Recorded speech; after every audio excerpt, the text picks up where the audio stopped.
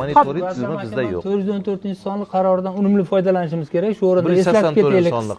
414-sonli qarorimiz bor. Mana biz iste'molchilar huquqlarini himoya qilishda jamoatchilik ishtirokini kengaytirish deyiladi.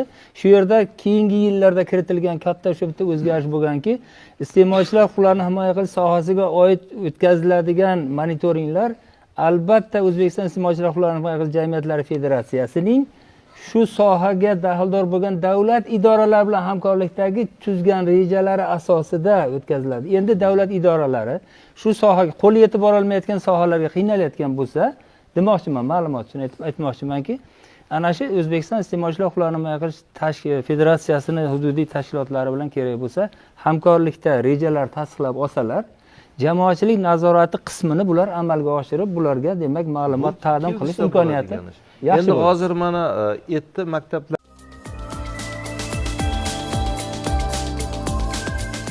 elektron tijorat rivojlanishida haligi yomon holat bo'lsa ham pandemiya payti qandaydir turtki berdi. Mana bizda o'sha yetkazib berish xizmatlari o'sha paytda keskin rivojlanib ketdi, boshqa bo'ldi. Odamlar uyda o'tirib savdo qilish, boshqa qilish. Qonunimizda aynan mana siz aytgan holatdagi nimasi 7-moddamiz, ya'ni iste'molchiga noto'g'ri ma'lumot berilishi yoki yetarli darajada to'liq bo'lmagan ma'lumot berilishi oqibatida tovar sotilsa nima bo'ladi degan nimaga mos tushadi mana ushbu holat.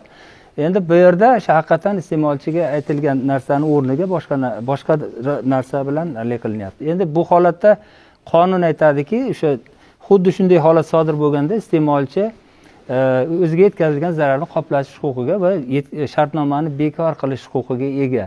Mana ko'pchilik aytadi, men huquqim bor, xohlasam almashtiraman, xohlasam pulimni qaytarib olaman, xohlasam shartnomani bekor qilaman deydi. Lekin albatta to'g'ri, bu iste'molchi huquqi, lekin shuni ham mana huquqshunos akamiz ham bor, bosqichlari borda, qandaydir arizalarni shartnomani bekor qilish darajasiga olib borib bo'lmaydi. Chunki o'tadigan bosqichlari bor.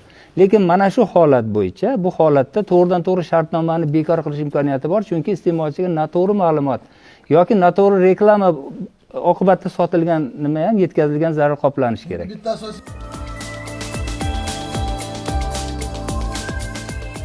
Yana sertifikatini so'rasa fuqarolarimiz, biologik faol qo'shimchalar yoki biologik o'sha BAT deydigan mahsulotlarimiz mana ko'proq ozdiramiz, semirtiramiz, uni yo'qotib yuboramiz, bu kasallikni nima qilamiz degan gap so'zlar bor.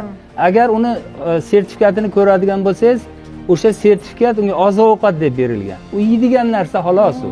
O'zi bu biologik faol qo'shimcha, ular to'g'ri aytdi, bu davolash xususiyati yo'q. U dori emas, bu oziq-ovqat bilan tenglashtirilgan.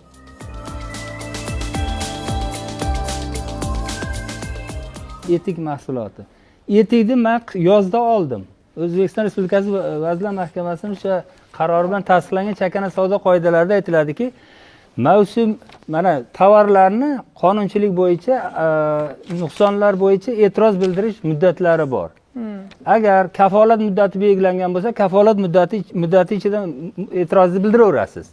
Agar kafolat muddati belgilanmagan oziq-ovqat tovar bo'ladigan bo'lsa, u bo'yicha 6 oy deb qo'ygan. Endi mavsumiy tovarlar bor. Siz yozda etik oldingizda uni qishda kiydingiz. Endi hali kafolat muddati yo'q edi, qish kelgangacha uni 6 oy o'tdi-ku, ertaga e'tirozim bilan borsa sotuvchi 6 oy bo'ldi deya olmaydi.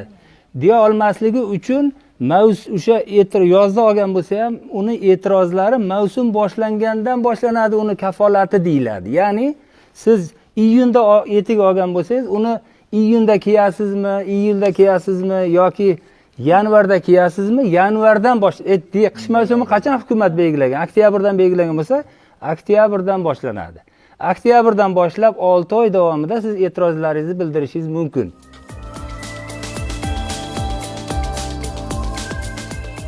Rahmat. Xususiy mulk egalariga ham murojaat qilishimiz kerak shu o'rindaki, mana biz shu jamoatchilik nazorat subyekti sifatida o'sha savdo do'koni, oshxonalarga, boshqa nimalarga kirganimizda ko'pincha shu haligi mulkdor, mulk egasi qaysidir bir xatoligini ko'rsatadigan bo'lsa, biz xodimlarimiz u xafa bo'lib, hali xodimini yonini olishga intiladi.